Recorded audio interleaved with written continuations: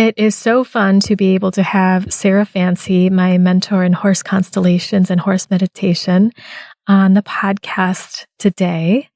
She's definitely not a fitter inner, and she has created this ripple effect in me of how to relate to horses differently in a way that actually fits me and fits in terms of compassion and how I want to interact with animals. On the podcast, Sara talks about her rescue and stories of horses, how meditating with a horse is different from regular meditation, how office jobs, humiliation, and a drive to go her own way led her to living her inner child's dream, and how to let go of identities to create new ways of being and look through present-day eyes. Hello and welcome. You're listening to the Embody podcast, a show about remembering and embodying your true nature, inner wisdom, embodied healing, and self-love. My name is Candice Wu, and I'm a holistic healing facilitator, intuitive coach, and artist sharing my personal journey of vulnerability, offering meditations and guided healing support, and having co-creative conversations with healers and wellness practitioners from all over the world. Before we jump into the episode today, I want to mention that we, as the Embody Your Nature team that is behind the Embody podcast, have been slowly and diligently and quietly transcribing all of the podcasts. So every single episode at some point will be transcribed for all of you that prefer to skim or read the content, or to just take in chunks that you want to through visual form. You can find all of the transcripts at their individual episode links, including the one for this link at candicewu.com/Sara Fancy. And the transcriptions for the experientials and meditations will be also coming out shortly. That will start with the latest experientials, which were a couple of weeks ago, and we will backtrack from there. So if you're just tuning into this and you'd like the experientials or meditations in a format that you can read and follow along with, or read and digest that way, check out the most recent experientials and backtrack from there. But pretty soon, all of them will be transcribed, and I'm so excited. And I also have a second announcement that the meditations and healing experientials that are on the podcast are all searchable now on a database on my website. So if you just want like the loving kindness meditation, or you are looking for a particular guest that I had and what their experiential was, or you want something for energy boundaries or alignment, search whatever words that you want on that database, and the experientials that are related will pop up. It's super fun. And it's really exciting to see that this database is really expanding. It's just fabulous. And I'm so grateful to all the guests who've shared something on there. We have all sorts of things from a meditation, a yoga practice and breathwork practice, to yoga nidra, to songs and written pieces from books, to healing experientials. You can find all of that at candicewu.com/meditations. And with all of this behind the scenes action, I want to thank all of you who have supported the podcast by donating money or contributing monthly or even a one-time donation. It really goes a long way. And thank you so much. A shout out to those who've recently signed up on my website to create a monthly donation, or to offer a monthly donation. You can find that at candicewu.com/support. And that can just be a donation or contribution alone, or you can receive personal meditations quarterly, or a one-time personal meditation, or join the Embodied Healing group. There's all sorts of offerings that are on my website, and all of those offerings, even my client sessions, the Ally with Death visualization, Sound Sleep album, all of that goes, the proceeds go to support everything that's happening behind the scenes as much as needed. So thank you so much. And I really appreciate all of you out there that are contributing and feeding the life force of this podcast. And I encourage you to take a look if you haven't already and you want to support and you want to give back in some way. This is a really great way to do that. And it would mean so much to me. So I am back in Michigan from my experience in Ohio going camping, as well as collaborating with Molly Shanahan, Mad Shack Choreography, to support them in a creative process around investigating vital life and movement through trauma and the movement that wants to give life underneath any experiences that are overwhelming or traumatic. And as I've just arrived back recently from this immersion in nature and being with such a new experience for me, I can't help but feel even more aligned with present moment. And it's really cool that in this episode, we're going to be talking about seeing with present day eyes, but feeling in alignment with the present moment. It's almost like there's no gap between me and what's happening right now. And in a big way, you'll hear Sara also talk about this, is that horses face and experience what's right in front of them, what's happening right in the present moment. Their minds are not in the future or the past, but what's right here. Although they do quite remember what's happened in the past when they're presented with a situation that they remember. And that might be a pleasant one or an unpleasant one, but they're still here in the moment. So as we're here with this, I'm curious how much of you feels like you're in the present moment, or how much of the time do you feel that you're being with what's present and being with what's right here and now, and how much of your mind is in the past, how much of your awareness or consciousness is in the past, and how much of it is in the future, which to me loops back to the past. It has a connection with the past because something in our memory brings us to separate ourselves from not being in the present. And that's not a way to criticize yourself or a reason to, however much of yourself is in the past or future. It's just to take a little inventory and check in with yourself and to take some time for being in your body using a guided meditation, your favorite one, whether that's on your favorite app or on this podcast. So I tangented, but taking inventory on where you're at right now just gives you the chance to be aware, and if you want to take steps towards letting yourself arrive in your body now, which helps you to be present. It's as simple as that.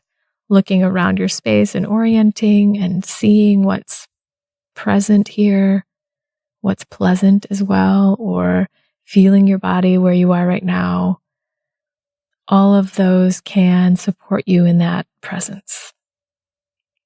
And of course, this is what the whole podcast is about. So check out the meditations if you want a little bit of support with that. So today we have special guest Sara Fancy, and Sara and her herd of 7 horses that I met in Ranchita, California are just delightful. I wish I could live there on the farm, on the land with them. Sara's the owner and director of Silver Horse Retreat, which is where I did a mentorship with her and her horses. It's a therapeutic equine facility specializing in horse constellations, located in Ranchita, California, and she is originally from the UK. She's had a long history in the healing arts, in polarity therapy, cranial-sacral unwinding, systemic family constellations, and many other practices. And she's built her equine business with the help of her horses, all adopted from life-threatening situations. She's also a singer-songwriter, and an avid photographer. So you can also check out later this week and connected with this podcast episode at candicewu.com/Sara Fancy. And that's Sarah without an H. You can check out her song, her original song called Lovers of Life. And so if you're subscribed to the podcast, that'll pop up later this week for you. And if not, you can find it at that link. This episode is a little bit longer than usual. Sarah and I created 2 segments of podcasts, and we have combined them here, just selecting a chunk of each that we think you'll enjoy. So without further ado, here is Sara. Sara Fancy, it's really great to have you here today. Welcome. Thank you, Candice. Happy to be here. Thanks for inviting me. It was so great to spend 5 days with you in your space, out in nature in Ranchita, California, with your herd of horses. And it was just an unforgettable experience. And the way that you held space for me and continue to in our mentorship, it's just so open and free. It feels like there are all these channels open to like imagery and other worlds. And at the same time, it's so simple, grounded, and present. So I want to thank you for your presence and what you're doing in the world. Thanks. You're welcome. Thanks for saying that. I'm embarrassed. Isn't it funny to like hear stuff about yourself? What's embarrassing? I don't know. It's a high bar to meet, a lot of pressure. well, it was just my experience of you, just being with you and being with the horses and how you, I was going to say how you dance with the horses, and that's quite literally and figuratively. But how did you get to this place in your life where you're working with horses in this way? It started in about the year 2000 when I moved to a place in Topanga, California, and my neighbor had horses. And she said to me one day, horses teach you how to be a leader. And I was like, huh? I'd never heard that. And I really didn't know much about horses at all. I had like a horrible experience when I was a kid with my friend's horse. And she insisted I get on her horse. And then he just like dragged me under a tree and I fell off. And I was like, I'm done with that. I felt really betrayed by her and the horse. Like, I don't know. And it just made me untrusting of them. And I just thought that's something I'm not going to be involved with. So I don't know.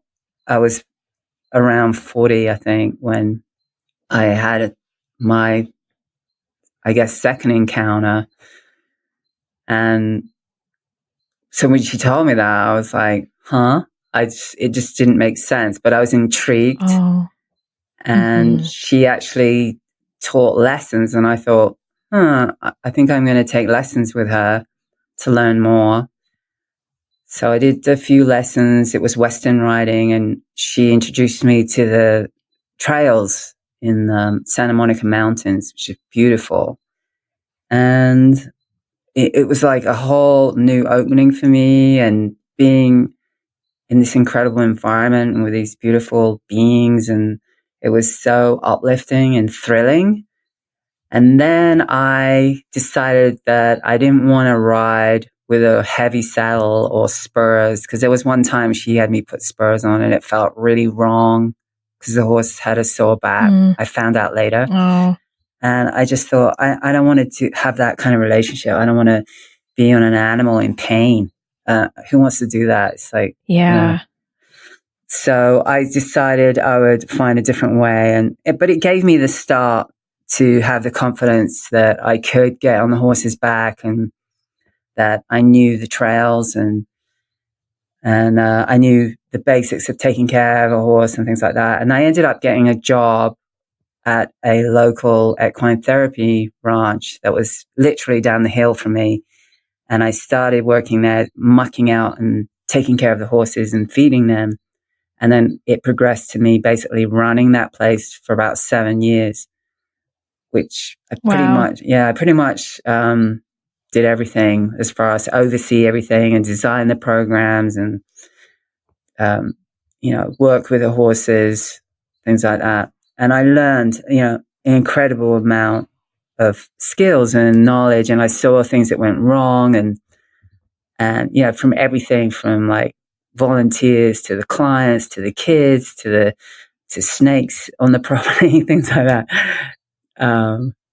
To illnesses that the horses had, to dealing with vets, I saw the business aspect of it as well. And it actually laid out the foundation for me to start my own business. And what I really wanted to do was more of my own healing work that I had learned through the Polarity Healing Art School, which is basically like energy medicine and cranial-sacral unwinding. And I wanted to integrate my healing skills into the way that I work with people and horses. And then I learned family constellation.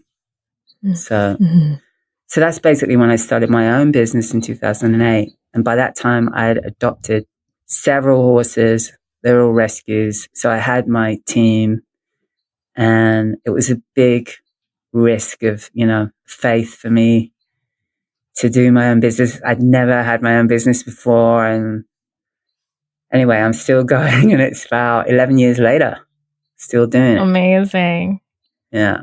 So when you had this risk of faith, what kept you going, or what made you take that leap? Well, I had the choice that I could stay with the organization that I was working for, because they were moving to another place, but it was further away from where I lived. I'd have to drive. It was probably about 40-minute drive. And then I couldn't be with my horses. And it was a no-brainer, really, because I definitely didn't want to do that. Because part of what I wanted in the first place was to work at my place.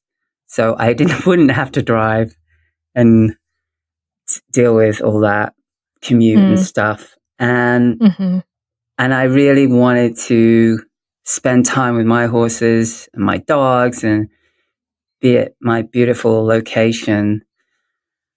And I just people like basically supported me. I mean, a lot of the clients I were working with stayed with me. And so I segued to my own business with some of the clients that I had been working with. And then I just sort of adapted in a way that it worked, Yeah. I mean, it's really inspiring to me. And I know just in our personal conversations, you've told me you were a bodybuilder before, and you're also a singer, musician. And I feel like I'm bringing that up because it was only a year ago that I started becoming interested in horses in my conscious awareness.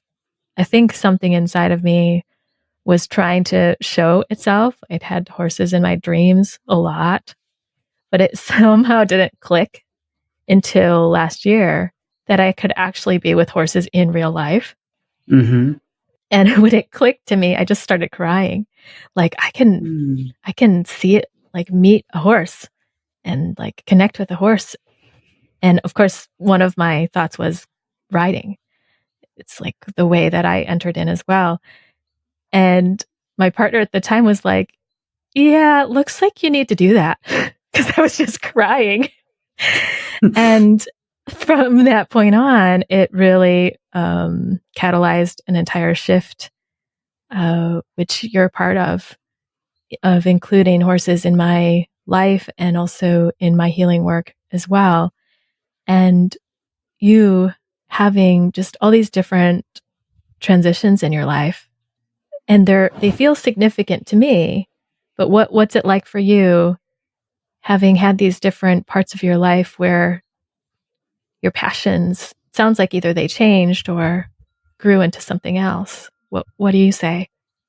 Yeah, I feel like I'm now living my inner child dream. Like as far as everything I wanted when I was a kid, I have it now. That's awesome. Congratulations. Thank you. Oh, that's amazing.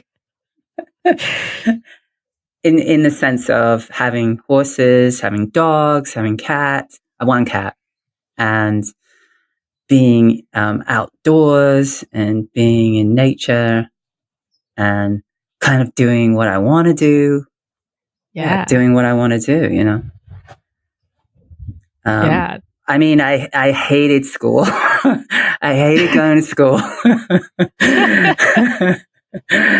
I really didn't like doing a 9-to-5 job. I absolutely hated that.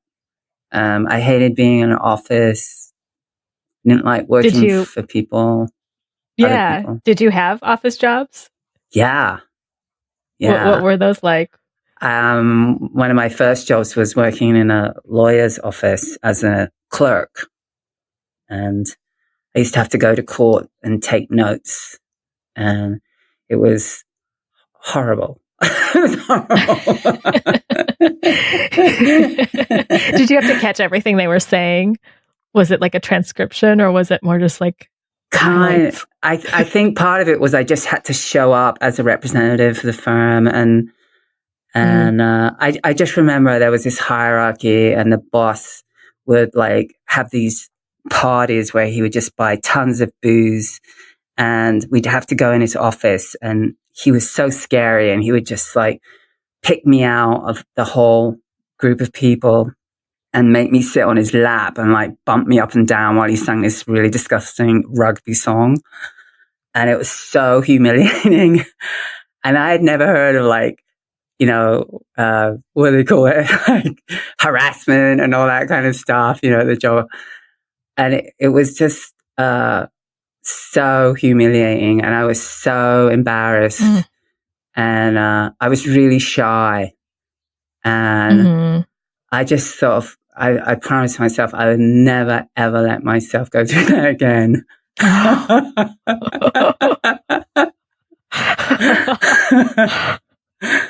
So you saved yourself from that again.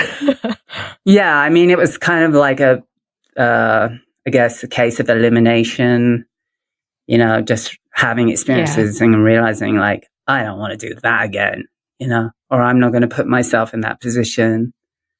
But I left home really early and I went to London when I was 16 and I was basically by myself and I went into one of those employment offices and the woman asked me how old I was and I told her and I think she felt really sorry for me. And the next day she said, come back the next day and I'm going to bring some clothes for you because you don't have the right clothes to go on interviews. And she brought me this huge bag of like shoes and skirts and things like that. And she said, I'm gonna make sure I get you a job. So she got me that job, which I did, you know, for about a year. I cannot imagine you wearing that stuff. I know. It was like so interesting. Like nothing wrong with wearing those clothes, but for like knowing what I know about you, I just can't see it. Yeah, I always had to wear like skirts with like these high-heeled boots and things like that. One time I fell down. I was so drunk from work that I fell down the escalators. I still have the scars. Like have skid marks on my shins falling down with these shoes. Yeah, I know. So I just had this like flashback to your life right now, and you know. Like, what are the challenges of the daily life now? Like, I mean, you know, you step in a little poop. It's not that big of a deal. Yeah, that's nothing. Nothing compared to falling on an escalator. The challenges, really, it's very, I mean, some might consider it boring, but it's very peaceful. I really strive for a peaceful existence and tranquility. And I think, you know, the Wi-Fi didn't work. The battery in the solar Wi-Fi ran out and I had to replace it. And that was kind of a challenge. Those kind of challenges, I guess, you know, or like, I don't know, we're moving the fencing tomorrow. That's going to be a bit of a challenge. Oh, and right. Is this where you're expanding? Yeah. Can you say more about it? Sure, yeah. So I'm utilizing the property that I have, which is about 8.5 acres, and I'm moving the majority of my horses to an area that's further up on the hill that is much more like diverse and kind of interesting, and it's very private. That's one of the main reasons that I like it there. And that's where I plan on facilitating a place where people can meditate with horses.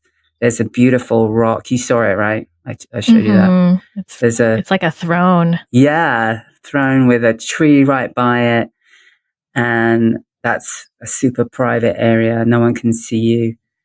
And the horses will be in that area, basically. And then I plan on doing the constellation work up there as well. It's beautiful. Yeah. So that's a bit of a challenge, finding people to help me do some work. That's a challenge. I live in a place with 300 people in Ranchita. That's the population. But I thought, I need a kid. I need a strong young man. And I found one. I actually found a 16-year-old football player that's desperate to work and it's really strong. So he's coming tomorrow. Oh, fantastic. Yeah. Talking about leadership, right? Like horses teaching you how to be a leader. Mm-hmm. Sometimes, your leadership is questioned. And I've experienced, because sometimes the male species might think that I don't know what I'm talking about, But I've had 20 years experience of moving fences. If I know anything, it's pipe corral, like how to take it apart, how to put it together, how to move it, Yeah. Stuff like that. It's like Lego, basically. Those are good skills. I would have no idea what to do with that. I mean, if you tell me what to do, but I don't know, have the ins and outs. So that's really cool. It takes strength, because you have to lift it. And also we're moving it up a hill and it's quite a distance from below to above. And it's hot weather, we're starting really early. Anyway, I actually dismantled and put together a pipe corral in the dark one time during a storm, where a tree collapsed in the corral and the horses literally broke through the fence. And I had to get them back in and put the fence together by myself. Yeah, they were terrified. Yeah. Mm-hmm. Yeah. So tell me more about how you've come to realize that horses can teach you about leadership. Well, it's not just leadership. It's a lot of things. It's confidence. Mm-hmm. It's being clear. It's being congruent. You know that one. Mm-hmm. Yeah. I love that about working with horses. Yeah. It's also a lot about listening and listening to them, and a lot of what I teach is about listening and waiting for the response. If you ask for something, then wait for the response. There's always going to be a response, whether it's a slight movement of the ear or the tail or a little breath or a movement of some kind. Mm-hmm. I think a lot of the times people tend to bombard horses with a lot of orders or questions and they don't wait. They don't wait for the rhythm. There's a rhythm. Like we have a rhythm when we're having a conversation. There's a rhythm too with a horse. It's just not verbal in English, Yeah.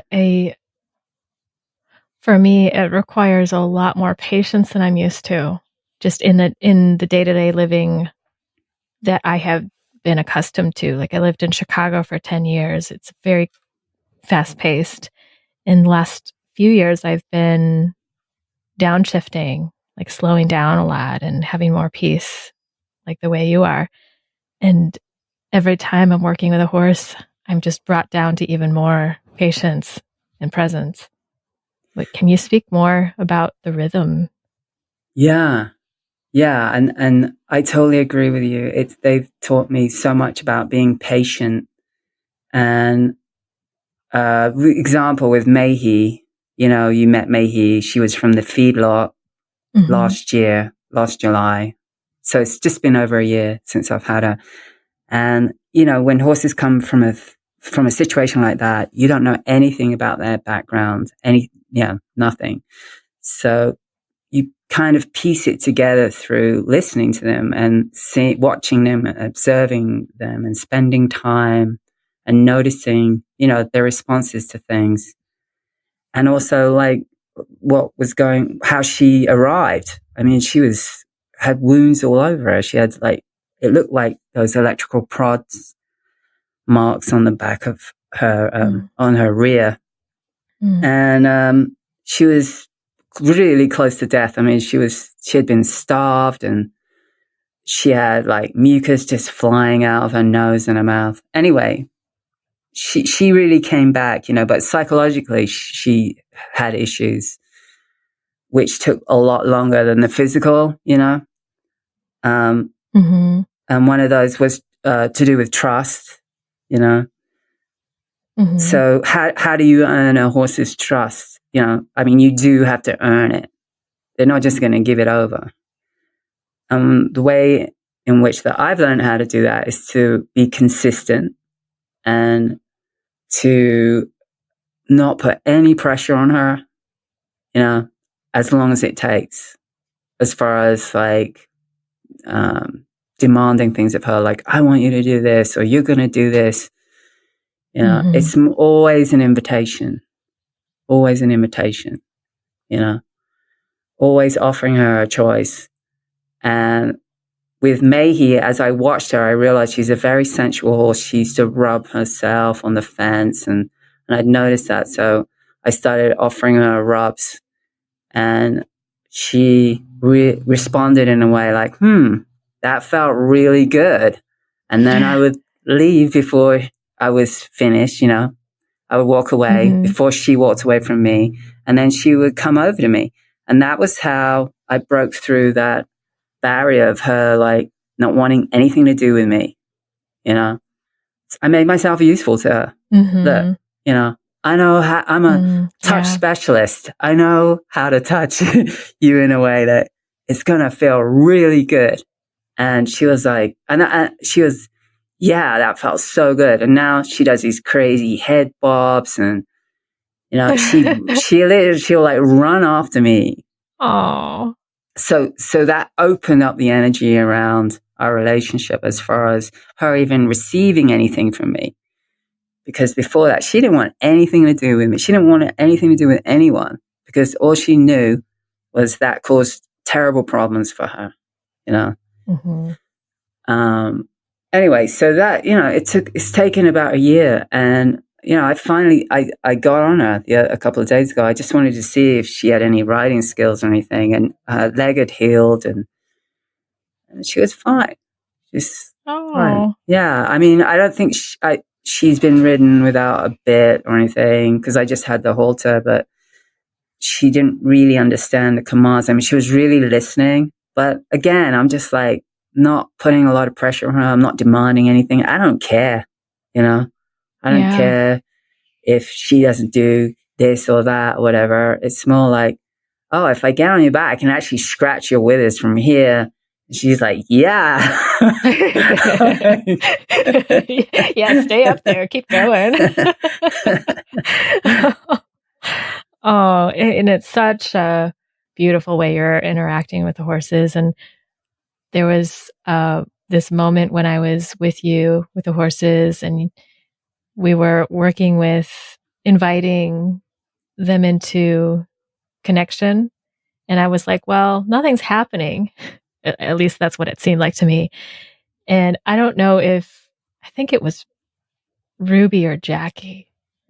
I was saying, I don't know if she's interested in me. And you were like, well, ask her psychically. And I was like, oh, right. I know how to do that. I think. I think I knew how to do that without thinking I knew how to do that in a way. And it just opened up a lot of wisdom I feel was already there for me. Mm-hmm. And the way that you're teaching people to connect with horses and the Kind Rodeo, I'd love for you to talk about that and how you see humans in connection. Yeah. The Kind Rodeo was an event that I did for my horse Silver, who had his 35th birthday in April. Every year I do some kind of celebration for him, an event. And the idea came to me that I should start the Kind Rodeo because I was so sick of hearing about people going to rodeos and the rodeo this, and I actually have never been to one. I don't want to go to one, but I've heard stories firsthand from my clients and what I've seen, and I feel it's not very kind to animals or conscious. And I decided that I need to do an alternative rodeo because there isn't one. And it's obviously something that people love and families go to. And I thought, well, if there's no alternative, then no one's going to really know another way of doing things, with horses other than sort of this traditional way of being cruel. Just going to say it. Feels really cruel to me. And so you've heard of Liberty horsemanship, which is basically a huge wave now of a lot of younger people are being with horses in a way that's no ropes, no props. It's like moving around with a horse or dancing with a horse, basically having a connection that's not forced, and where the horse is obviously having a good time or is enjoying themselves. Like, horses are playful. They will engage with you, if you can find a way with them.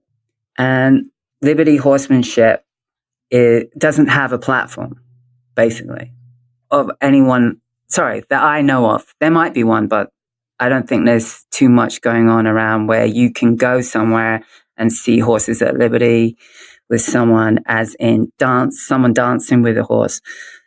And I've been doing that for years with Silver. That was something that we started together like about 18 years ago, when I just realized that riding him was just really dangerous. I didn't have the skills. He's obviously traumatized. And then I just said, you know what? I don't care about the riding. And you're staying with me, and that's it. And we're just going to hang out and have fun. And that's what I did. And we started hanging out, and I realized that he would follow me. And then I realized, like, wow, he moves really beautifully. He had this kind of swan way of moving his neck, and his tail would go up and he'd rear up, and it was really beautiful. And I wasn't scared, Someone told me, oh, you should never do that with a horse. It's too dangerous. But you know what? I didn't feel scared with him. And I knew as long as I kept him off me, as far as like being really close to me, I'd be fine, And that's all about working energetically with a horse. And so that's, I just built on that. And we actually did a fundraiser for Silver years ago, where we had didgeridoos and drummers and dancing, and with him dancing, and then I would show other people how to do it, and it was a huge success.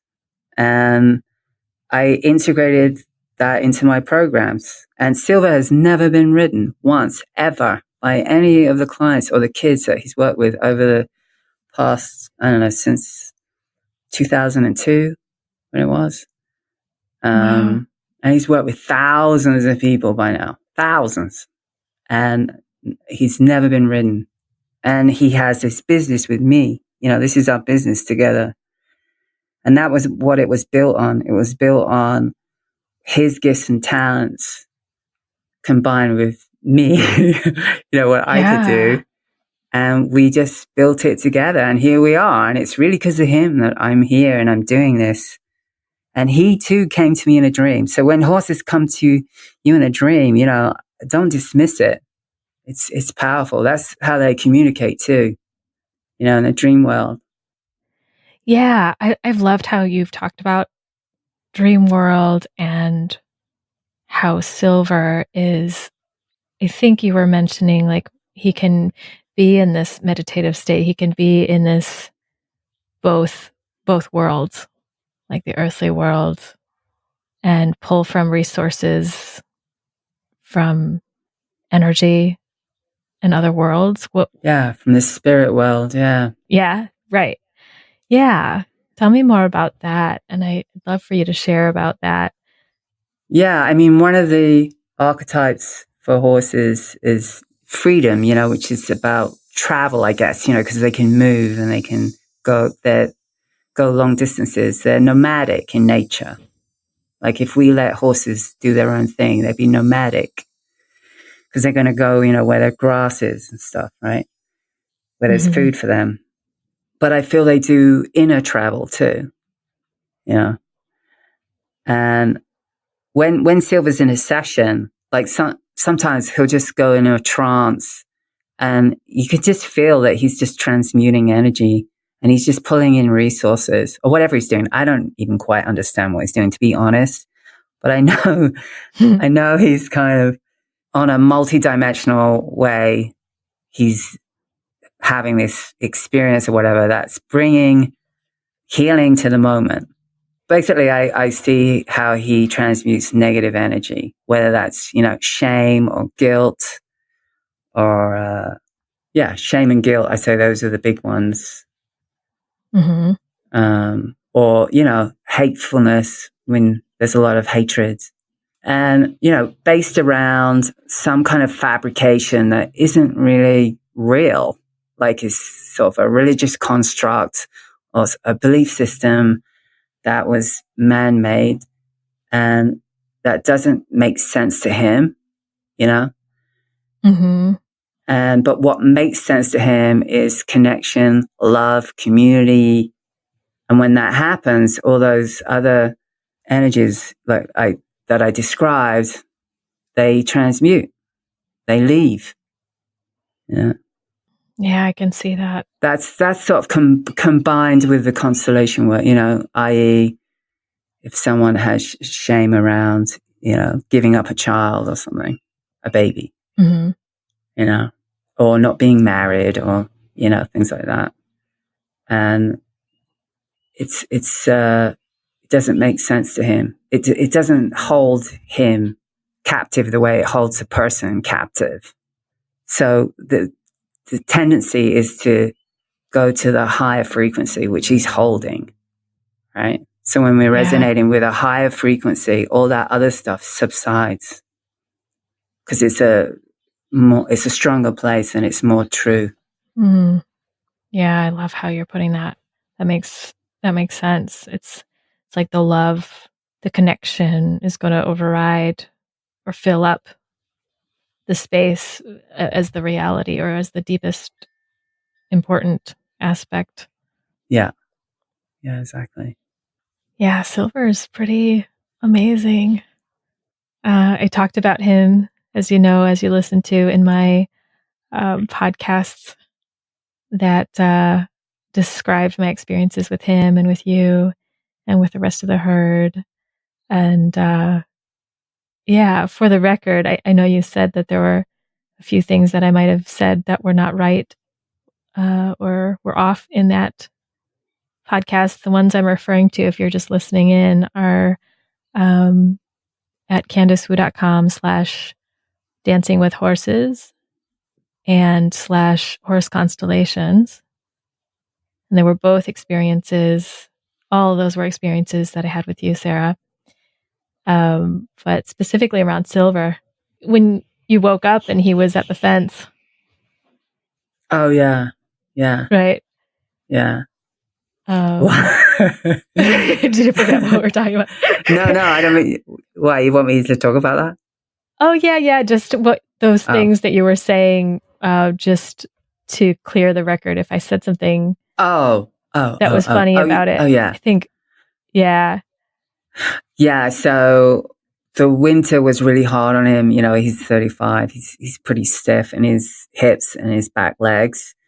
Yeah. And when I was away in England at the beginning of the year, I had a friend looking after the horses, and he had gone for a few hours, and he came back and he found Silver on the ground, and he couldn't get up, and he had hit his neck on a branch and wounded himself. Anyway, my friend managed to get him up, which was great because he probably would have died. So he got him up, but he's had some close shaves, you know, like basically where he's gone down, because horses like to go down to rest to get some really deep sleep, but they don't go down very long. They can't go down very long because everything is so heavy.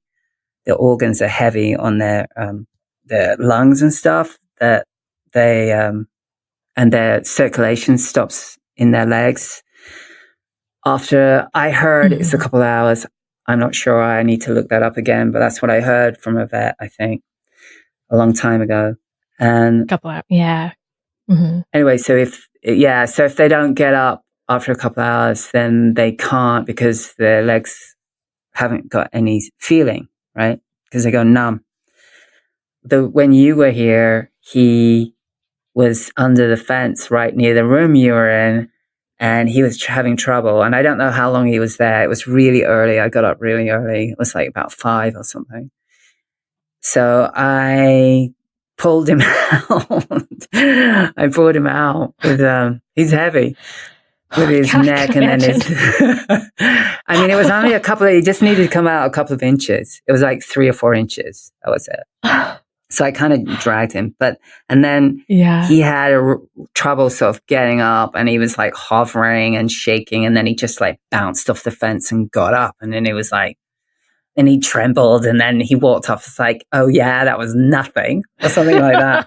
And I was just like, oh no. And I just thought, I mean, I just said that was pretty amazing, you know? Yeah. I didn't want to go into it could have been awful, especially because you were there.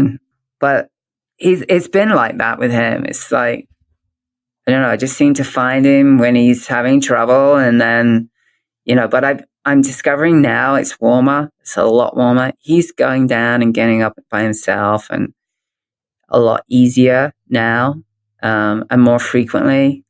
I think the weather, you know, permitting and stuff. Mm-hmm.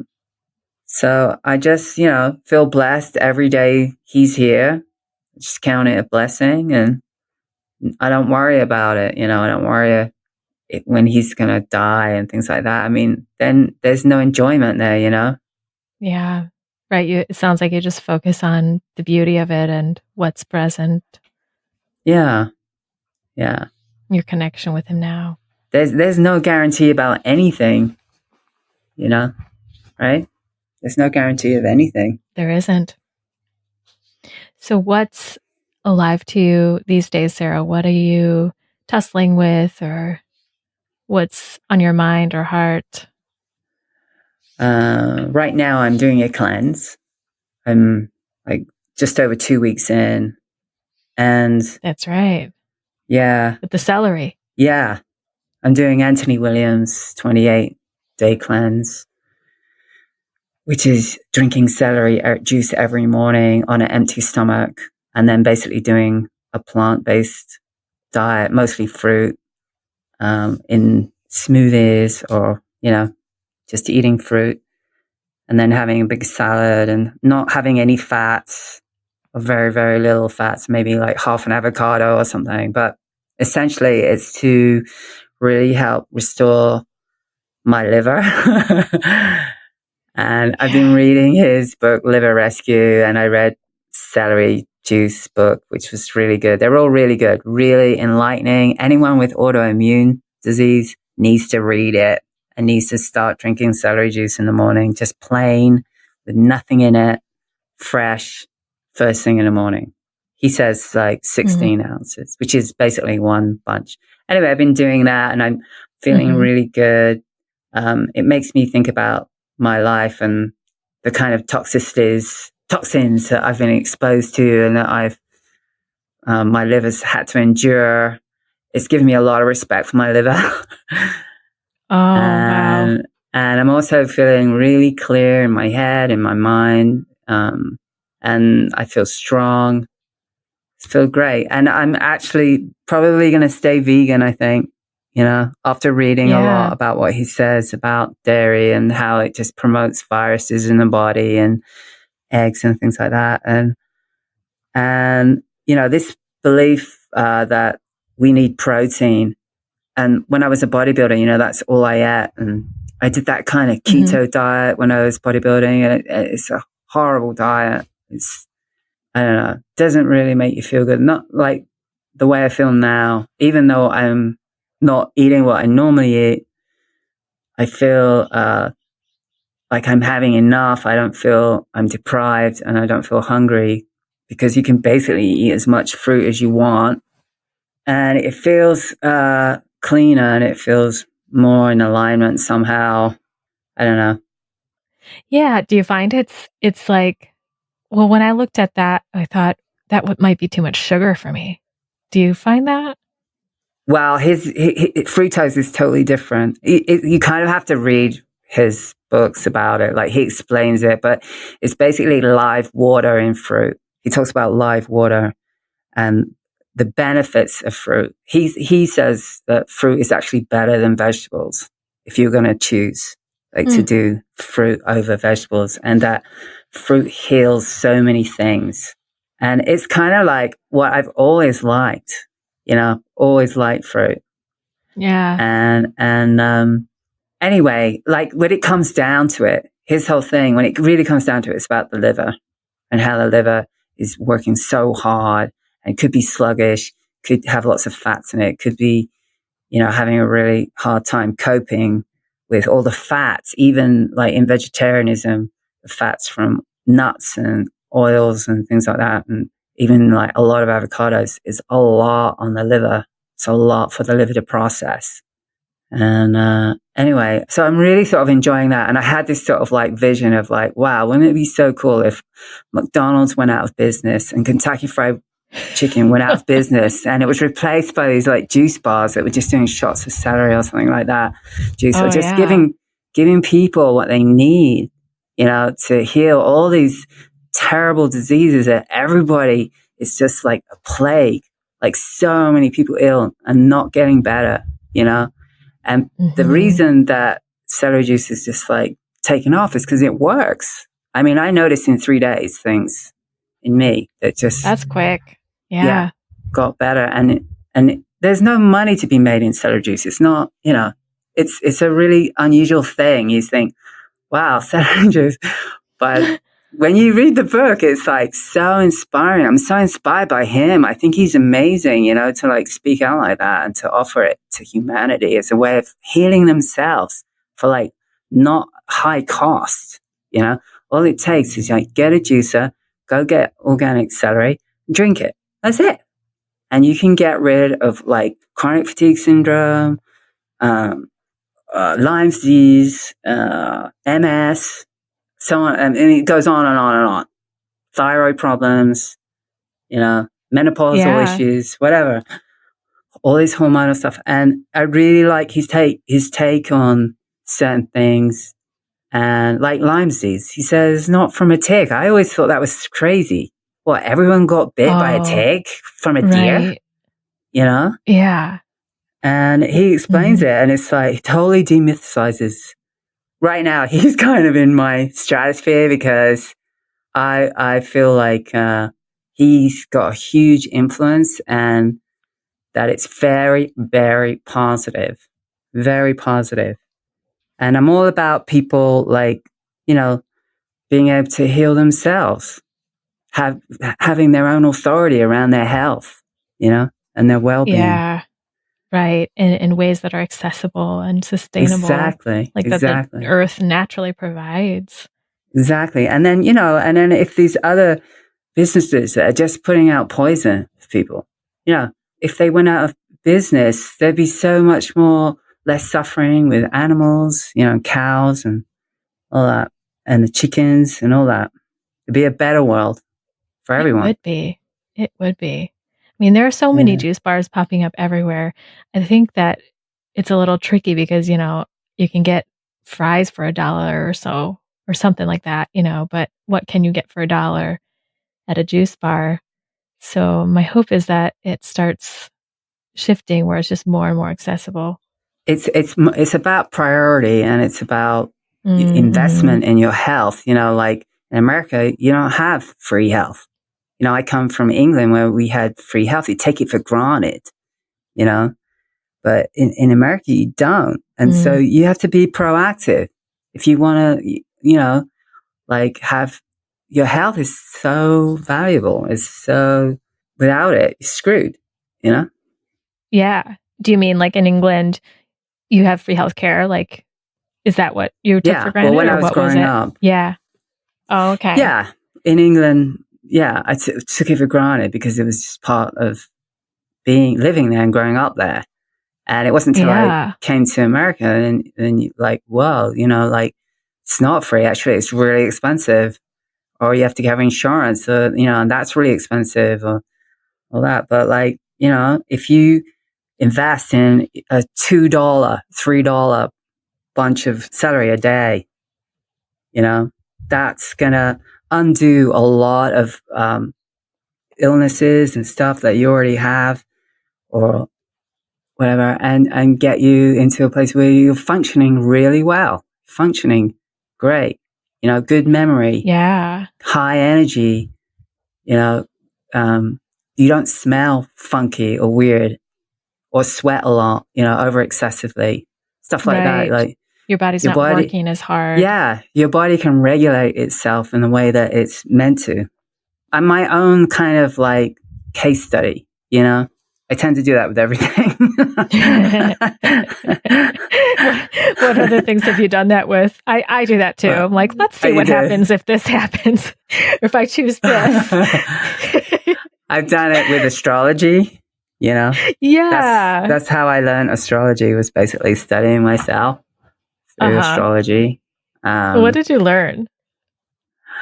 Oh my God, it was life-changing. About yourself. Yeah. Yeah. Well, yeah, you offer like full new moon, I think, new moon ceremonies every month now. Yeah. And what was life-changing about learning astrology? Yeah, they're free. Yeah. What was life-changing was that I went from thinking that I was stupid to realizing that I'm actually a genius.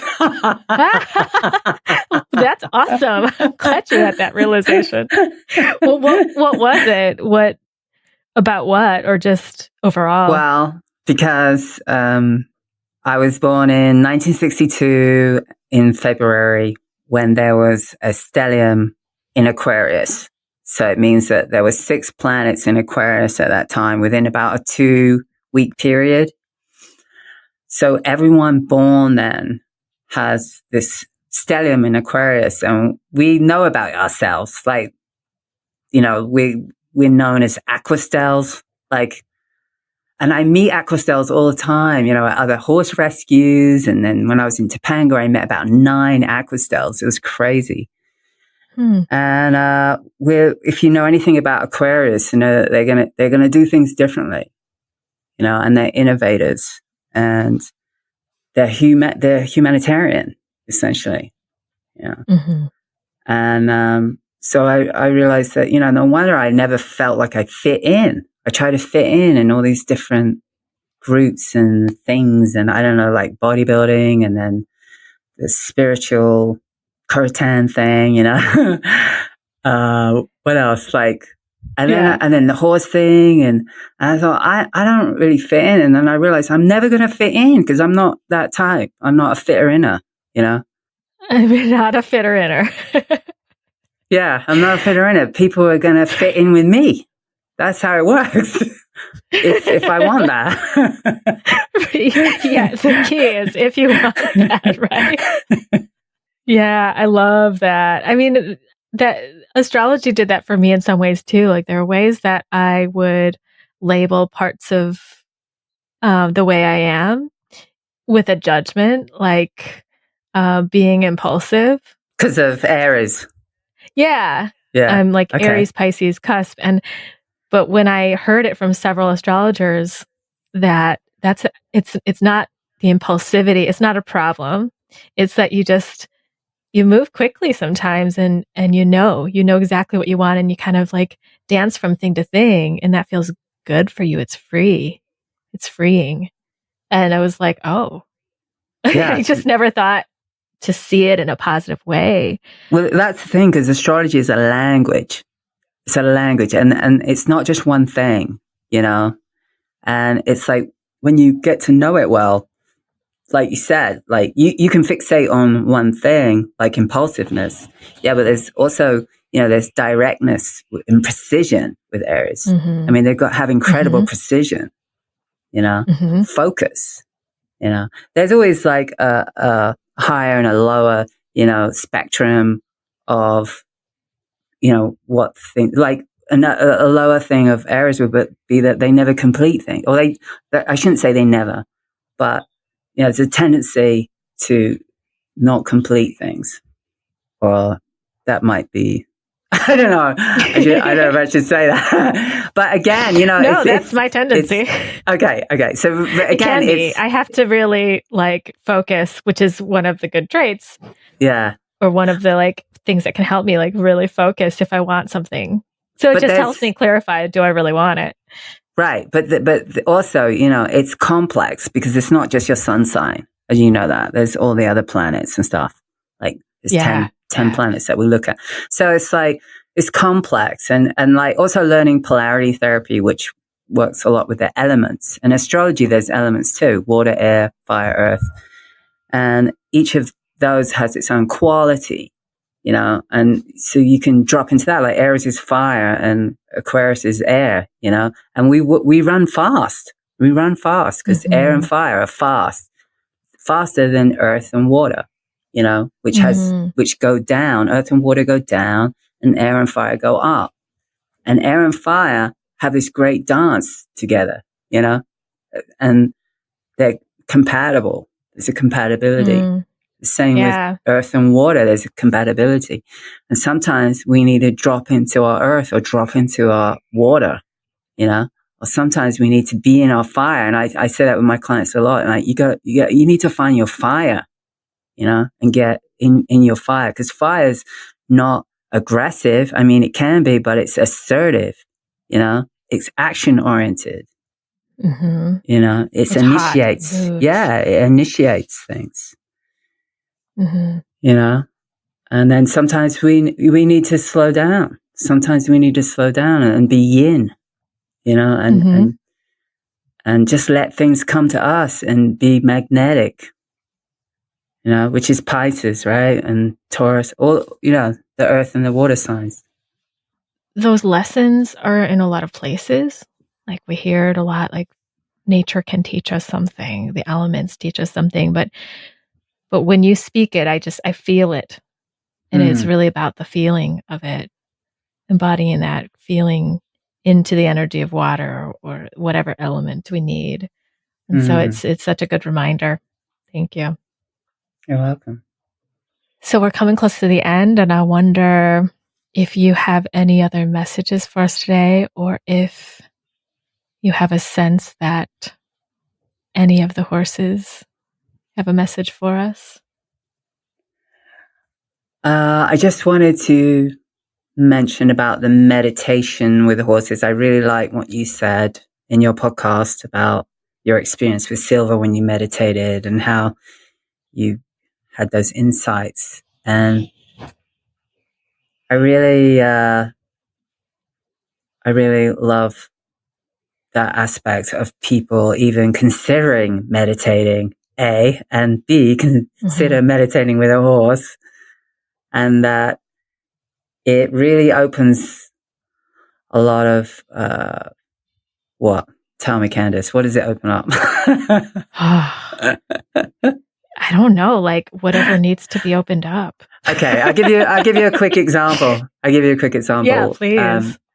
Because I actually was encouraged to meditate with horses through Carolyn Resnick, and she has a meditation with horses program that she generously gave to me. And it was the chair challenge, I think, the 21-day chair challenge. And I did it. And before I did it, I was feeling really stuck in my life. And I was actually thinking of quitting everything, quitting the business. And, you know, I was at a real low point. And I did the 21 days, and it opened things up for me, and things changed from that point on. And everything just started going better. And I got out of that feeling like I was going to give everything up. And it was amazing. And that's when I thought, I forgot to meditate. Like, I used to meditate and it helped me incredibly. And I just put it aside, or I'd just forgotten. And it just was so great for me and my horse as well, and our relationship, and everything just opened up through that. So I'm focused on offering that to people too here, so that they can do that with my guys. Yeah. And your guys are just so ready for it and love it and give so much. What was it that changed after you did the 21 days? Like, what happened for you? I started getting like inspirations, and I started getting messages about like what I needed to do. I just started paying attention to what was showing up also in my life, not just when I was meditating, but in my everyday. And there was a period when I was looking back at my life when I was a bodybuilder, and I found this interview that I had done, and I was talking about bodybuilding, and I was saying how it made me feel like stuck because I couldn't go anywhere, I couldn't travel anywhere, I couldn't do any other sports. It was very limiting because all you do is bodybuild. That's it. And I'm hearing myself and I'm like, okay, so that was all self-imposed. That was everything. I chose to do that. Yeah, I'm complaining about it. And those are my same complaints now, that I feel stuck. I can't get away, blah, blah, blah, blah. And I thought, wow, I've just done the same thing now, but in a different context. So that really opened my eyes. And when I was up there meditating, I just did this meditation where I was looking down at myself, and I saw a wall around me, like a circular brick wall. And I watched myself dismantle the wall brick by brick by brick. And there was all these pathways coming in to me, but I couldn't see the pathways because the wall was in the way. So I saw myself dismantle the wall. And the next day, someone arrived at my place. They'd heard about me. And it was so strange. And it was this really lovely woman. And after 2 hours spending with her, I asked her if she wanted to move here. I mean, she didn't, but I would have really liked it if she did. She was really an interesting person. And I had come to this conclusion that there was no interesting people around here. Hence the wall around you. Yeah, exactly.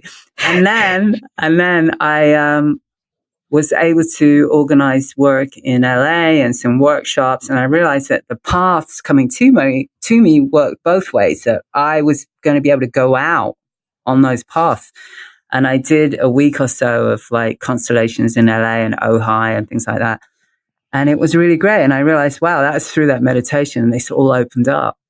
And that's what I needed. Wow. I just needed some diversity in my life. I needed to like socialize. I needed to like spend time with people, and I needed to work and, you know, all that stuff. So it really opened up like energies coming in, and me also being able to expand out of what I was used to. And how do you feel that meditating with a horse makes it different than just by yourself? I think that there's the opportunity of meeting them in some way, like energetically meeting them. Mm-hmm. I think that there's some kind of resonance there, that if we allow it, the resonance between you and the horse, or me and the horse, which could purely just be on an emotional level. It doesn't have to be on a physical level. You know, it's not always about, oh, they come over and they're leaning over you and touching you. It's not always that. I was with Pretty Boy for 21 days and he didn't come over except right at the end. The last day he came over and it was a huge thing that happened. But oh, what happened? Okay, so he's a horse from a very abused background and he doesn't trust people at all, really. He's kind of defensive. He kind of comes across as a bully. And I was just sitting there and I just put my awareness around his heart and I just let my awareness touch his heart space. And I entered and I kept going in and it's like softly, you know, not invasively, but just like feeling. And then suddenly this like little foal like jumped out of his heart. And I saw this little foal and I just like went, wow, it's so cute. And the foal came over to me and it was him, you know, it's like his inner child, right? Like came over to me and it made me cry. And I was like, wow, it's like me, like this wonder child, like having all this curiosity and joy and enthusiasm. And I went, wow, it's like me. And I realized he'd had that bashed, you know, it'd been bashed. And the same had kind of happened to me. And I felt that resonance and I said, wow, it's like me. And then that's when he came over to me and he hadn't come over to me once in 21 days. And that's when he came over. It was like super emotional, but it's like, I met him. Saw him. Yeah. I met him in a place that we both knew, you know, the thing is that we can still honor that part of us, you know, like I said earlier, like I'm living my inner child dream now, you know, and I'm honoring that part of me by doing what I'm doing now. And it makes me very happy. And the same with him. He gets to be with mares and he's like, you know, he gets to be the guy with the mares. I mean, he loves his life. He has a good life, you know, here. Yeah, he does. I'm so glad. Yeah. Now I remember this story when you first told it to me about Pretty Boy. And I think, was it that when you saw this fowl jump out? Foal. I always say that word funny. I don't know why. That he just took this like giant breath. Was that right? Yeah, it was, I mean, this was, you know, in my imagination, right? Like this is in my like inner journey of like going into his heart space. And that's like polarity therapy. That's kind of what you do when you're working with people. You're palpating and you're feeling and you're sensing and you have an experience of what that is for you. And it was very clear to me when this foal jumped out and I saw it and it came to me and, you know, and I recognized that energy. And it was a sweetness in him that he hasn't shown, you know? It was this innocence and purity in him. It was the innocence. That's really what it was, you know? And it's like, you know, when you're a kid and you're told that like you're stupid or that you're like, you're never going to be anything or you're just like, or you're wrong or you're bad or, you know, all these things, all your natural instincts as a child is just trodden on or even like abused, you know? And it's like, how do you restore that? How do you get that back? You know, how do you honor that original part of you that was so innocent, you know, and trusting of everything? You just kind of trust everything, right? Because you have no concept of like anyone wanting to do you harm. You know, why would they want to do you harm, you know? Right. We're so open. And then things can happen. Yeah. But I mean, and that's also part of growing and, you know, and the main thing is like where we are now. Look at where me and him are now. We're in a really great place. We got our own business. You know, we live in a beautiful place and no one's telling us what to do. You know, we decide. We decide what we're going to do, you know? Yeah. We decide. You decide. I love it. Just hearing the words like, you decide, we decide. Now, this was such a fun conversation that we wanted to do more. And so here's a second segment of our conversation where Sara and I talk about looking through present day eyes and letting go of identities and how horses tune into the emotion that needs to be expressed without judgment. Here it is. If we're all expressions of the divine, then we're all in our own divine perfection. It's like there are no flaws. Everything is an expression of the divine, even the awful things, And everything is asking us how to love it or to be and see it, to be with it and see and embrace it. Yeah, just to honor that, honor ourselves as that, and honor others around us. And there's a really good ritual that I just heard of yesterday, and the new moon is tomorrow, but I thought about this, and I thought it was so good, writing on a piece of paper all these identities that we've picked up, working class or mother or daughter or wife or Catholic or whatever, or alcoholic, or all these things that we think that we might be, or we've been told we are those, or we describe ourselves as those.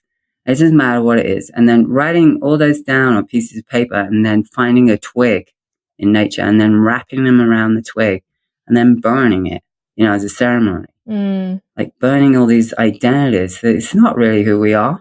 That's not really who we are. It's not. We're much greater than that. That's the whole point. I guess that's what I'm trying to say around this whole thing. So, because also I don't want to make anyone feel wrong or bad, or, and also who am I to tell anyone? I don't want to tell anyone what to do or anything like that. But I just want to encourage people to own their own divinity, and honor it. And, that we're so powerful. And as women as well, so powerful. And getting connected to that and dropping all these identities, which is not really who we are. That's someone else's word even. We didn't make up that word. Yeah, that's beautiful. And I think about, if I'm going to get more psychological, and I am in the moment, but the identities, there's a time in my life that I really needed to define and identify who I was and who I thought I was and who I wasn't, or who I thought I wasn't, and that gave me a sense of self, to the ego. I had to build my self-esteem, and that was one way I did it, and one way I could be seen, I felt. And learning about development of human beings, that's a really essential part of who we are. No, I'd rather say it's a really essential part of the development into who we are as a whole, but it's not the stopping point. And so I think it's really powerful that also what can happen later is dropping all of the identities that you once placed on yourself or got connected with that helped you get somewhere. But then the next level could be releasing it all, because we can embrace a much more vastness of who we are. That's all possibility. Because in the end, those identities are limiting. Yeah. They limit us. Right. And then when we define ourselves through those identities, we become something that it's not really who we are. It's what someone told us that it might be good to be that, or I don't know. I mean, some identities might be healthy or whatever, but even that is still limiting in the long run. Yeah, it's just one part of things, of who we are. Exactly. And then we just kind of get into the greatness of who we are, and then there's no limitations. There's no limitations on how we can express who we are and what we can do and how we can live our lives, Right. I feel that when we can embrace what's more of who we are, we have the access to that wisdom. If we're just saying, okay, we're only X, Y, and Z, and that's it, or we can only see ourselves as mother, healer, alcoholic, whatever it is, then we miss out on all the wisdom, knowing, and experience of the rest of ourselves that can bring something forward. Exactly, because we may not have even discovered parts of ourselves that have been hidden or haven't even had a chance to come out because another identity is overshadowing it. For instance, if you're Christian, that might overshadow you being a healer or an astrologer or something like that because they conflict, Whereas if you didn't have those identities binding you and you could just express yourself freely and, find your way. I think too, in doing that, things open up. Yeah. Yeah. The landscape opens up. Well, I was just thinking of times where I might have been bound by an identity. It's like maybe the words will come like, well, it's because I'm this, I can't do X, Y, and Z, or can't say that.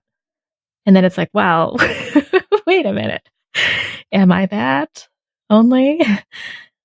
But also there's a way to develop all the parts of ourselves so that they're equally in harmony, which could be an impossible task, but that's something I try to do.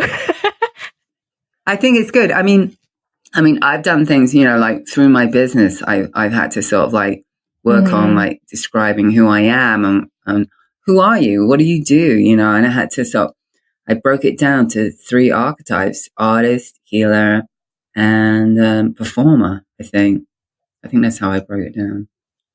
That was kind of helpful for me in my business because I thought I had to just be one thing. And I realized I'm not just one thing, I'm other things too.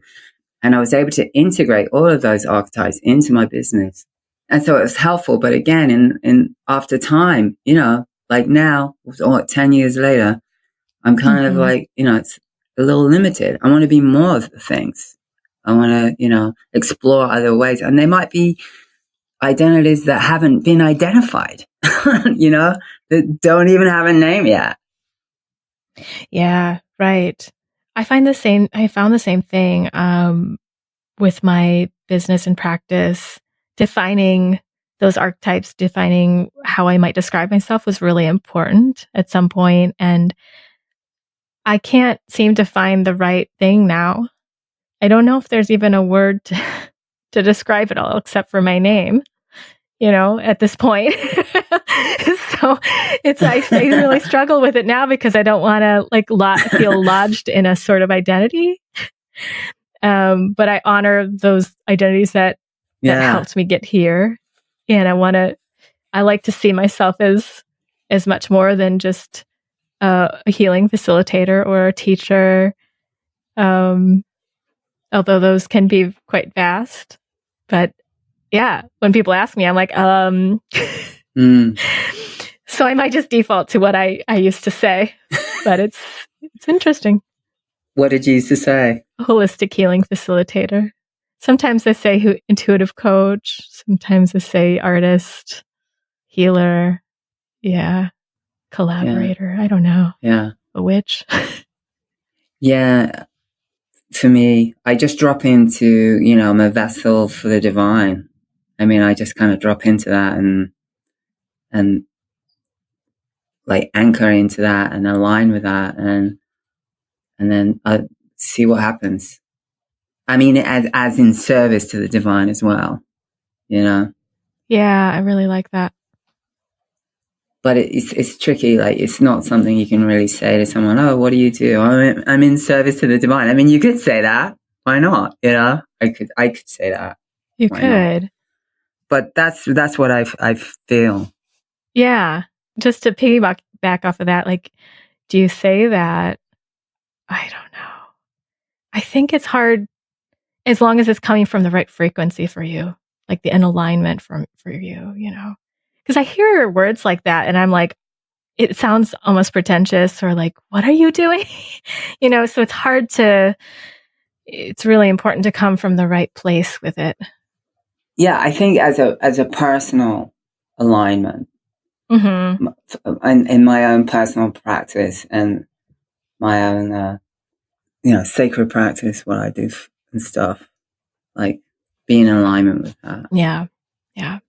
And I think, it's really good to adapt and be flexible and like allow for change, allow to change in your life, so that you're not always, the daughter of your mother or your father, or the son of your father, meaning you have to do everything that they did, or your family. That you can adapt and be flexible and become your own, your own authority, Mm-hmm. and your own identity. Absolutely. And because we just grow all the time. We're growing all the time. It's inevitable that we're going to make changes. Mm-hmm. Mm-hmm. And we're not children anymore. Well, what do you mean when you say that?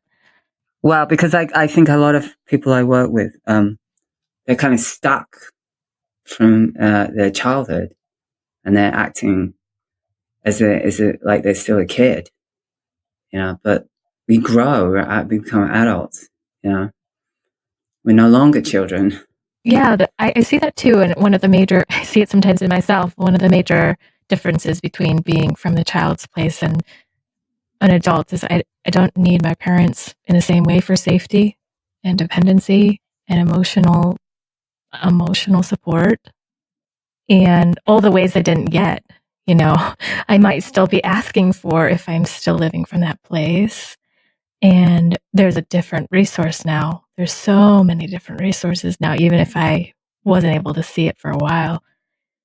I think too, because you do the family constellation work, and like in the family constellation work, we're dealing a lot with relationships to the parents, right? Mm-hmm. Well, I do. I don't know if you do, but I do too. I do. Yeah. And I think there's hanging on to stuff like from when we're a child, and like 40, 50 years later, still hanging on to the same thing, that happened 40, 50 years before. And I know, it can be traumatic or like for someone, but it's like time to let that go. Like it's really time to let that go, and using the resources as an adult, and not acting from the child self. Yeah. Not letting your inner child or your child self run your life or dictate your life. Yeah. So do you feel like recognizing those adult resources now gives a way to let go? Or what would you say about how can we take the step forward to let go of something that happened years ago, maybe lifetimes ago? Yeah. I mean, I did this training with, it was called Womb Surround, and it was a rebirth. We did a rebirth, basically. So we were literally like kind of born again. It was like through cranial-sacral work.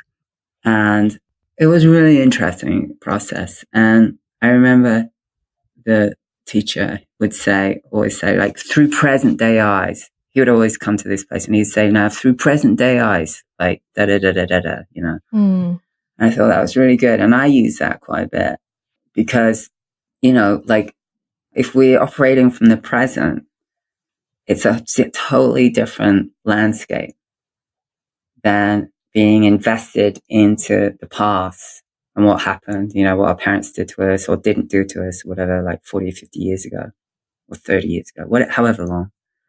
I love that. But coming from, present day eyes, I think that's a really good, navigational tool. And ultimately, we're where we're at now. We're where we're at. And we got here. And I think it sounds like you're talking about yourself, right? Like we got here, you got here. Because I hear in my head when you're saying like through present day eyes, I like it right now, but maybe my past self wouldn't have liked that. Like maybe when I was in my 20s and I felt like I was still in it, I was still in the crap, that I might call crap at that time. That was so hard for me. And it's like, well, the present day isn't so great, Sara. Present day is just like it always has been. But I couldn't see that it actually wasn't. And I needed so much to see or to be seen in the fact that in the part that was still painful for me, that I wanted to deny that there was any different, adult part of me or resource. It's like, no, see me in my total pain, right? Yeah, I know people that might say that to me now too. It's like, well, my life is still the same, or certain parts of it are still going on the same way they have in the same kind of wound or pattern. So I want to just acknowledge that part too, because I love that phrase, like through present day eyes, because it reminds me there's a now and there's what it separates from what was the past stuff. But there was a time I couldn't see that and couldn't accept it. Right. So I'm talking about like in a session or something, like if I'm working with someone and like, say like we're sitting out with the horses or we're sitting down and we're talking about, what they want to work on or whatever. And then, I might say like through present day eyes, like what's your experience right now? And like you bring it right now, not just to the last week or a couple of weeks ago, but like as you're sitting there right now, like what's your experience? And typically the experience is like, well, I'm outside with horses and the weather feels nice and, and that's what you anchor into. You anchor into that because even yesterday, exactly. The other stuff are memories, right? Like the things that happen. And sometimes I do sessions on the phone when people are having a really, really hard time. And I'll just go like, okay, but right now you have food in the fridge. Right now you have a roof over your head. Right now you have your dog or something like that. Like all these. And I do that for myself sometimes when I start getting anxiety or panic, like, what am I going to do? Or I go, right now I've got food, or right now I've got gas in my car. I've got like my phone. I've got my phone right now, all these resources, like you mentioned that before, right? So you validate what you have in the moment, and then that supersedes everything else. Because right now we're breathing, and it comes down to that. Right now we're breathing. Yeah, it does, and it's like the most important thing. Exactly. Well, it's the only real thing. It's the only real thing. Well, and that. I think that's what horses really helped me with too. Is that like all they often care about is eating the food that's right there. Yeah. And they're enjoying it, or they heard a sound and they're like, "What's that?" Yeah. And they're breathing. They're just being next to each other. It's so beautiful. And I guess maybe I would adapt the words like through present moment eyes. Yeah. Because it brings it even more to like right now. Yeah. Which is something I do a lot with my clients, myself as well. It's like, yes, you have shelter. You have a place to sleep in. If they do, they're breathing. They're able to eat if they are. Look at those things. Yeah, that's great. Well, thanks, Sara. Is there any more you want to share about your experiences with horses around this, or? No, I think you covered that, like with what you just said, and I thought that was really good because it's true. Their horses are totally present and like, deal with everything that just presents itself in the moment in a way that's kind of flexible and adaptable. In the way that they can. Yeah. And they don't hold on to resentments and stuff like that. It's not like, oh, I hate you because you did that. I mean, they could like beat each other up one minute and the next minute they're like rubbing up on each other, They just had to get it out of their system or something, right?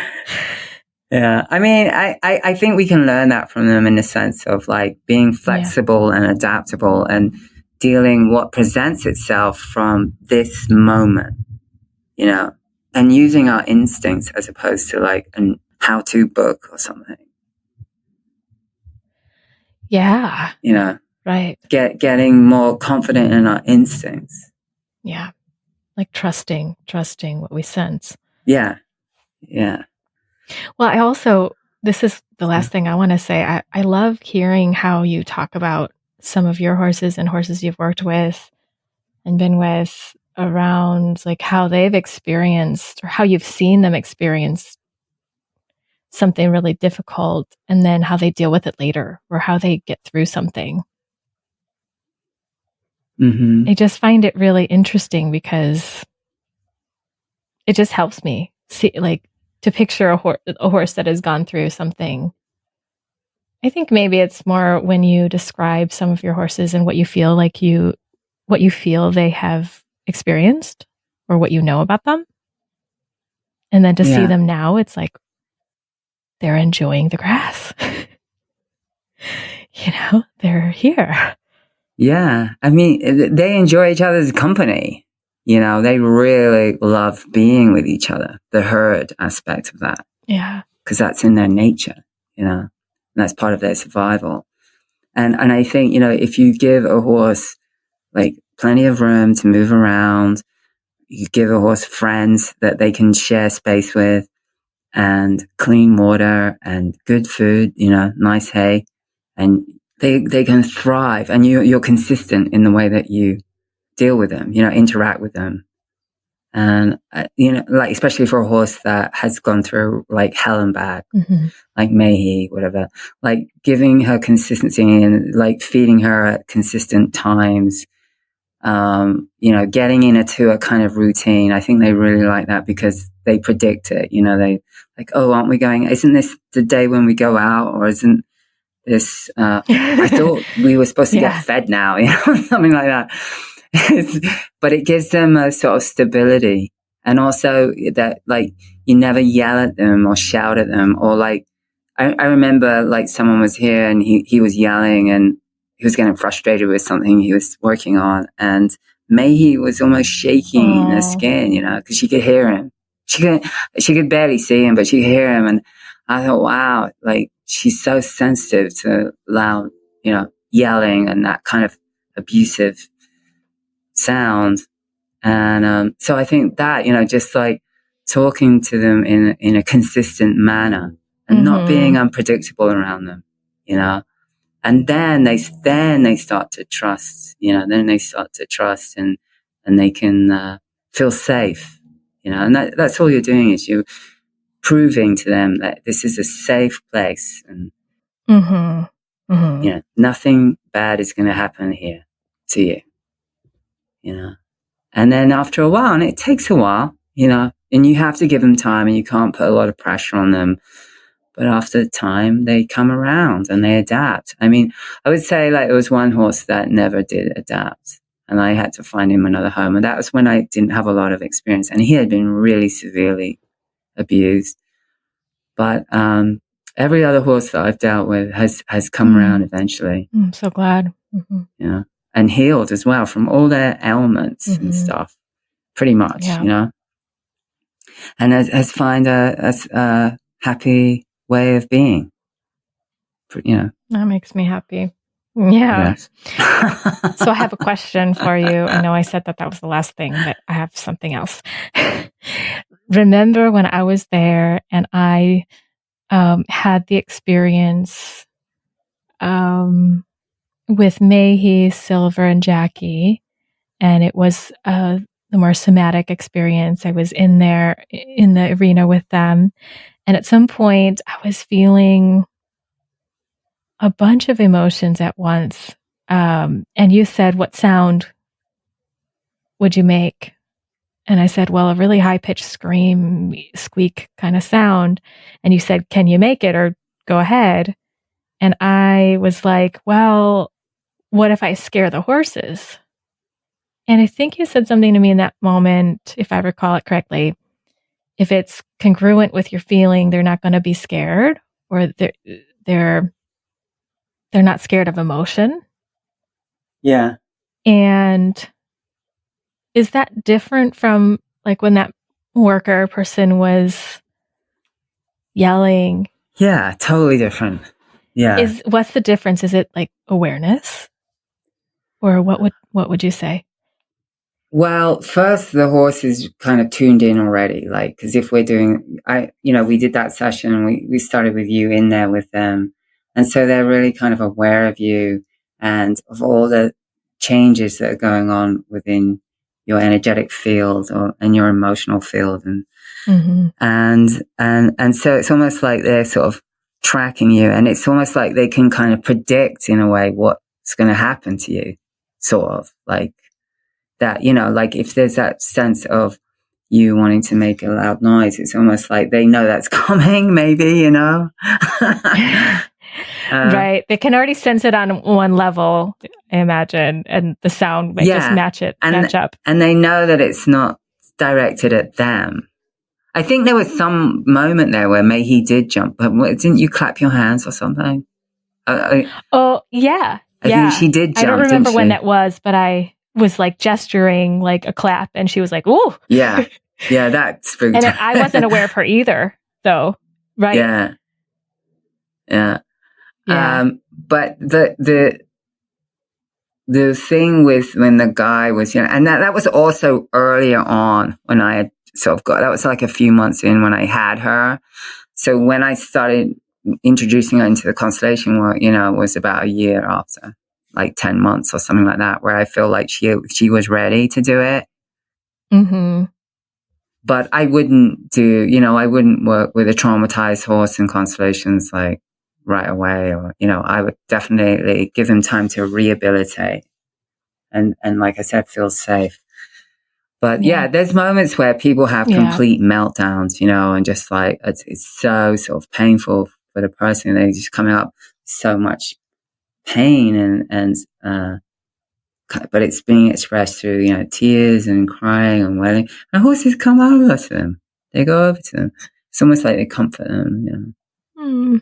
Right. Yeah, it's sweet, and it's not. It's almost like the horses encourage that. Like, oh, finally you've got connected to this. Yes, it's here. Emotion in you that really needs to be expressed. Right. It really needs to, you know, come out and be expressed. And there's no judgment around that. They're not like, oh, it's horrible, or you're an idiot. You know, it's like animals in general. They don't judge us for. Yeah, it's natural.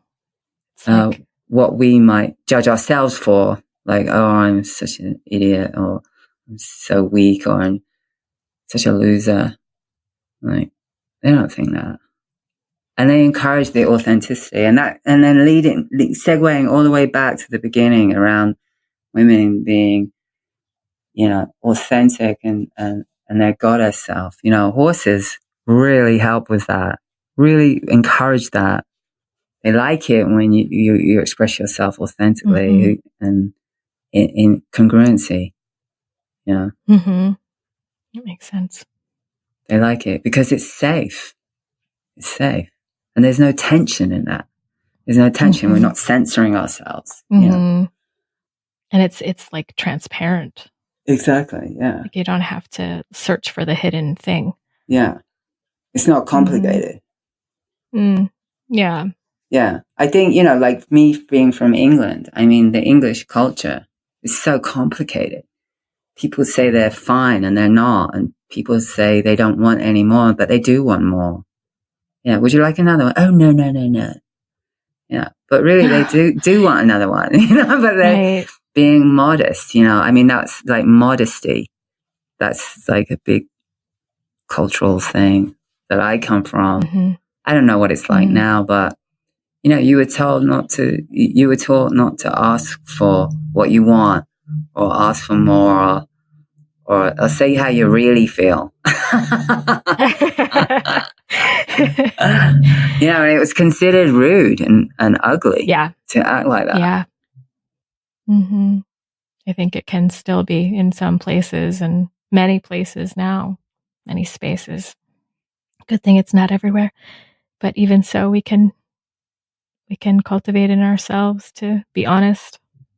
Yeah. And there's nothing wrong with wanting more. Exactly. Or wanting less, you know?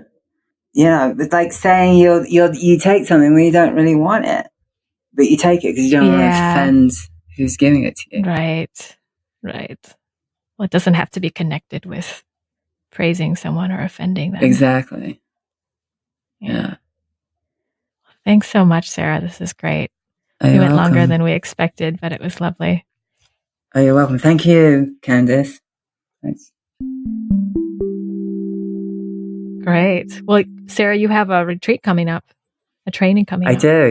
I do, yeah, in October. Yeah, tell us about it. Okay, so October the 2nd to the 6th, it's a 5-day horse constellation training in which I'll be teaching very simple exercises of how to set up constellations with a horse or horses in nature. And it can also be done without horses. Essentially, we're looking at working outdoors and using what you have in your environment.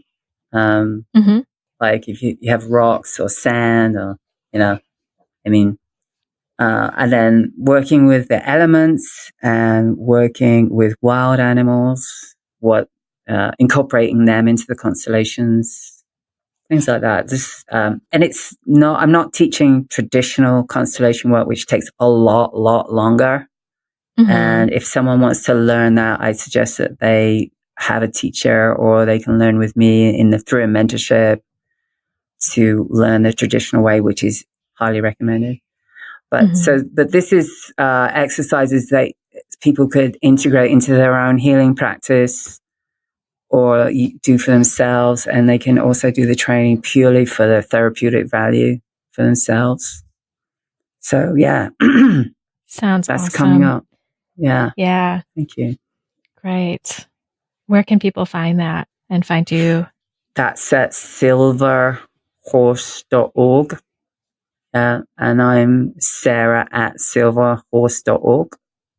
Sara with no H. That's it. No H. Yeah. Yeah. Just so people can hear that as well. Yeah.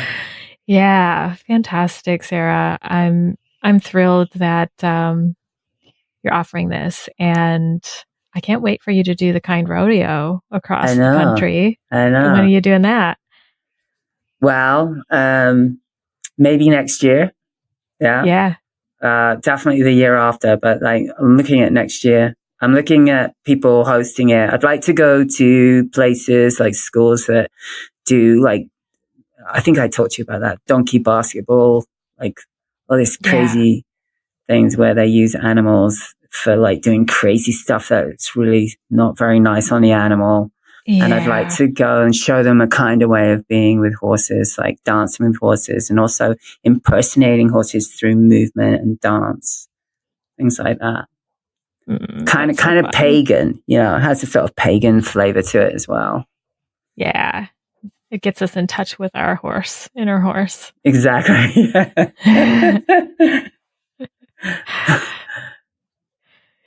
Awesome.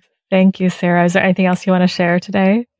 No, I think that's it. Thank you so much, Candice. I really appreciate you having me in your podcast. And thanks for the great questions and the great interview. Thank you so much. It's quite a pleasure, and I just feel you there with the horses in the background. Like I can't hear them. I wish I could, but I just feel all that energy coming through as we're talking, like the groundedness and your wisdom and their wisdom. Thank you so much, Sara. Yeah, you're so welcome. It's been delightful to have Sara on the podcast. It's always a very real conversation with her. It's easy to talk to her and cut right to the chase and right into what's really alive or what healing wants to happen within me. She's so good at seeing that. I encourage you to check out Sara's retreat if you're interested in working with horses and with horse constellations. It should be lovely, and that's happening in October. You can find all that information at silverhorse.org and tune into her song coming up. It's such an inspirational song to inspire love from the source, which is within. A quick note about the podcast that I referred to, where I share about my experiences in Sara Fancy's mentorship. The first one is at CandiceWoo.com/dancing with horses. And that's all about meditation and dancing with horses and the approach to being in harmony with horses. And the second one is at CandiceWoo.com/horse constellations. And that is the episode where I describe in detail my somatic experience with horses and the healing that happened as I had specific intentions, and the horse constellation that Jackie, one of the horses, took part in, Sara, as well as her dog, contributed in, and how that all ended up. You can also find various episodes about me being with horses at my website. You can search on the podcast link for horses, and all of those will pop up. The podcast link is CandiceWoo.com/podcast. And that's where you can find my adventures in Ireland with horses and the things that I learn along the way in my process of connecting with them. Thanks so much, Sara, for joining us today, and all of you out there that are listening. I hope that you received something and feel some connection with the horses after Sara's transmission of this connection and the rhythm of being with horses.